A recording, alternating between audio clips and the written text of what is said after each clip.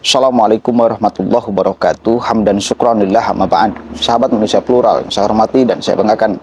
Sedang di pinggir rumah, saya mendengarkan scroll-scroll, lihat-lihat berita video, ternyata ada satu statement mantan ajudan Presiden Soekarno, masih baru kemarin. Beliau menilai Prabowo Subianto yang tidak mau lepas dari endorsement Presiden Jokowi. Meskipun Presiden Jokowi sudah membantah bahwa tidak ada keterlibatan beliau di dalam urusan pencapresan, endorsement segala macam. Dan ada satu yang lebih penting daripada itu semua, bahwa kelompok HTI, FPI beliau sebutkan. Mereka masih ada di mana sekarang? Masih ada di Prabowo Subianto kah? Atau sudah beralih ke Anies Baswedan? Coba kita dengarkan sama-sama, saudara. Ini penting sekali. Oke, coba. Pada saat deklarasi partai-partai tadi untuk mendukung deklarasi pencapresan Pak Prabowo, Golkar, PKB, PAN dengan terbuka dikatakan bahwa ini adalah timnya Pak Jokowi. Opa bisa terima ini? Saya tidak setuju. Bagaimana tim Jokowi kalau di situ kita baca ada Rocky Gerung, ada HTI, ada FPI, ada 212, ya, ada macam-macam. Apakah itu penerus Jokowi? Tidak. Mereka orang-orang yang selama ini melawan Jokowi. FPI, HTI yang diubarkan, apa mau dihidupkan lagi? Itu radikalisme, ya. Dan ancaman terbesar daripada Republik ini adalah intoleransi radikalisme dan terorisme. Bagaimana Weekly Densus 88 menangkap orang, ya, bagaimana BNPT mencegah berkembangnya radikalisme. Saya sendiri kemana-mana memberikan vaksinasi ideologi Pancasila, ya, karena COVID yang lebih berbahaya saat ini bukan COVID penyakit yang bisa kita atasi, tapi COVID ART, ya, itu virus yang lebih berbahaya daripada COVID. Opa tadi sempat menyinggung soal HTI FPI, kan itu organisasi sudah terlalang. Sebenarnya apa yang sedang Opa ingin identifikasikan? Ya, mereka selama ini dekat sama beliau. Orang-orang beliau ada di situ.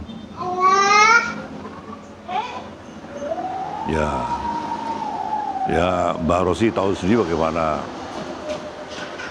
mereka pendukung Prabowo juga. Maaf ya, yang saya tahu begitu. Mungkin ada informasi lain kan. Jadi ketika dikatakan ini adalah tim Pak Jokowi, Bapak tidak bisa menerima karena melihat itu sama sekali berbeda. Tapi kalau misalnya memang mereka merasa bahwa Pak Jokowi merestui, tadi kita dengar bahwa Pak Hashim sendiri mengatakan koalisi partai-partai itu untuk mendeklarasikan capres Pak Prabowo itu atas seizin restunya Pak Jokowi. Bukankah ini sebuah perjodohan politik yang udah jalan?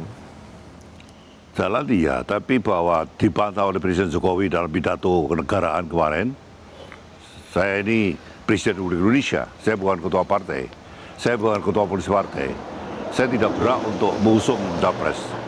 Dia declare tadi, dia sampaikan itu di publik. Tidak betul bahwa saya pro A, pro B, tidak betul.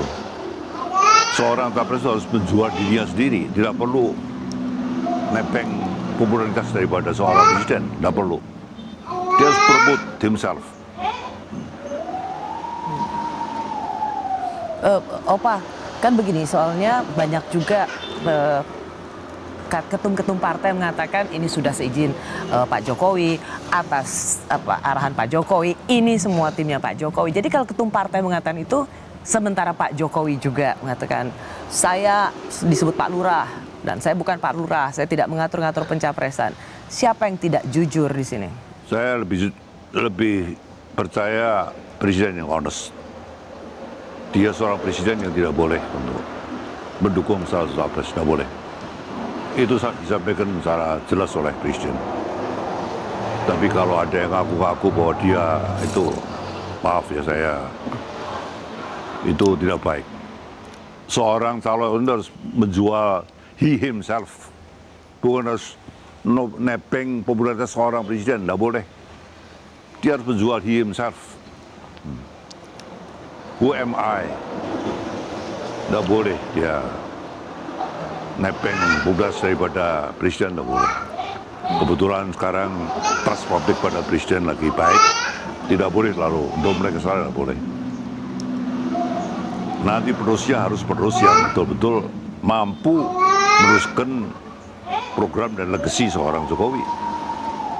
Bukan nempeng, bukan. Harus mampu meneruskan. Dan itu orang yang betul-betul harus timbul dari bawah itu ya. Soal Oke, jelas. Ancaman terbesar di Republik ini salah satunya adalah ideologi. Radikalisme, intoleransi, terorisme. Itu salah satu ancaman terbesar. Dan saya sepakat itu. Kemarin masih terbaru, Densus 88 menangkap telolit, pegawai BUMN, KAI ya. Belum usai. Ideologi itu masih belum kemudian beres di Republik ini. Artinya masih ada orang yang punya paham itu. Dan organisasi yang dikatakan dicap radikal, HTI, FPI, orang-orangnya masih ada. Ntar, telolet ya.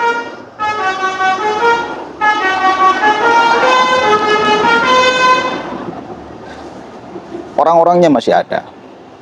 Meskipun organisasinya sudah dibubarkan, para ideolognya masih ada. Dibiarkan hidup, menyebarkan doktrinnya, menyebarkan ideologinya, maka sampai detik ini mereka masih ada. Yang punya paham itu masih ada. Yang punya doktrin itu masih ada.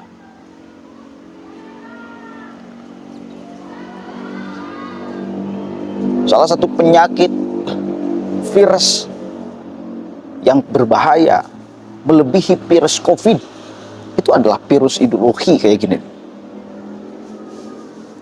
Maka kita sebagai masyarakat mesti terus memberikan vaksinasi ideologi kepada orang-orang yang masih terpapar.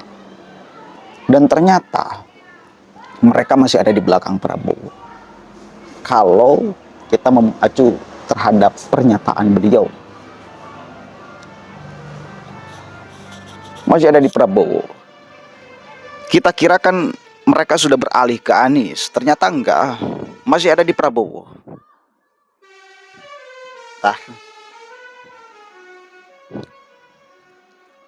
Dan saya percaya mereka masih ada di Prabowo. Saya percaya.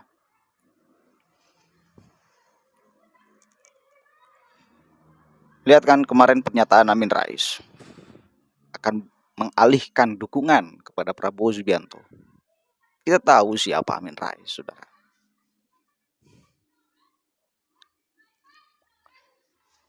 Ya meskipun salah satu daripada pimpinan-pimpinan mereka udah merasa kecewa terhadap Prabowo Subianto, tapi faktanya basis-basis mereka masih dirawat. Masih dirawat. Masih dekat. Yang susah lah. Udah kedekatan selama 10 tahun. Itu ya mau bagaimanapun susah untuk dilepaskan cuma-cuma, dan mereka melepaskan diri secara cuma-cuma ya juga susah. Novel Bakmumin beberapa waktu yang lalu pernah mengatakan bahwa dukungannya ke Prabowo Subianto.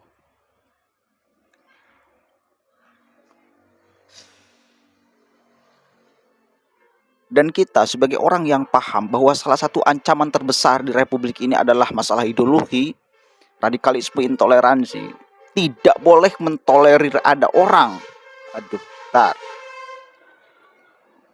Ada calon presiden, ada bakal calon presiden yang mendekat ke mereka atau yang didekati oleh mereka.